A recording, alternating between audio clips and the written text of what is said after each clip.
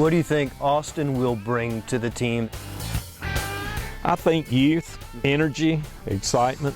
He's very driven. He's a very big team player. Not only does he think of the team he drives for, he thinks of the whole corporation and all of the drivers. Do you have a sort of timeline in the back of your head for Ty? We tried to keep them both on the same schedule. You know, we started with Bandoleras together, and then Austin always moved one step ahead of him, and it's been good for Ty to learn from watching Austin and some of the mistakes he may have made or some of the things he had done right. He's able to capitalize on that.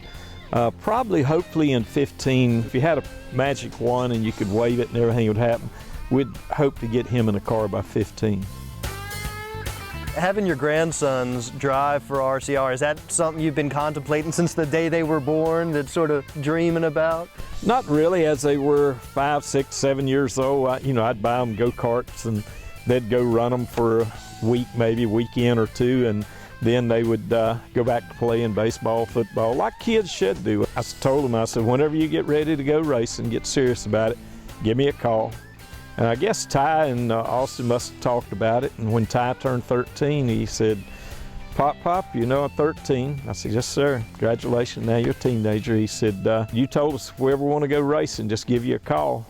And I keep saying that's the most expensive call I've ever had.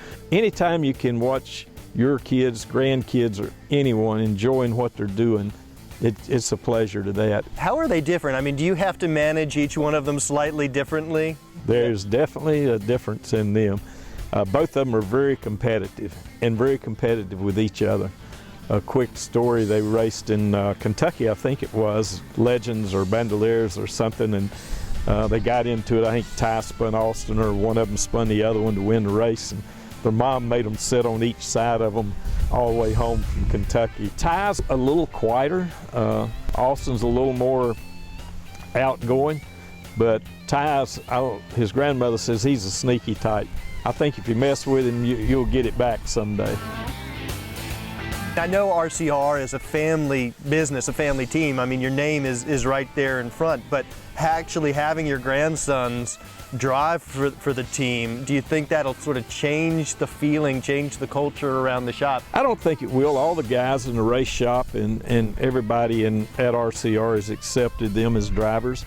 They know that they want it really bad. It isn't something that they just think they're going to get. They know they got to go out and run good to keep racing, and that's what I told them. I said, you got to earn it. We don't give them anything different than the other drivers, because I want to see what they can do in the same equipment that our other drivers have. And people may think you'd give them something better. There's nothing better in today's world at Hendricks or RCR or wherever. All the cars are so close and so equal. The engines come out within 2 or 3 horsepower. The cars are built just, on scans and digitized, and NASCAR runs them through theirs. So you can't do nothing better for one than you do the other. So I like to see them get in a car and go out and race with the Cup guys in the Nationwide and in the truck, and that gives you a feel. That's how I picked Kevin Harvick and Clint Boyer and these guys. They'd go out and race good with the Cup guys, and that's when I knew it was time you could move them up.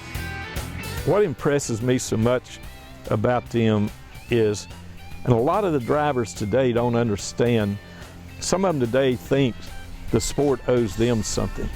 Mm-hmm. We all owe the sport of NASCAR racing something, and both these young men understand that. They understand the importance of fans, sponsors, media, and they know that they owe something to the sport. I've always told them, I said, when you come into this sport, remember one thing: when you do leave it better than you came.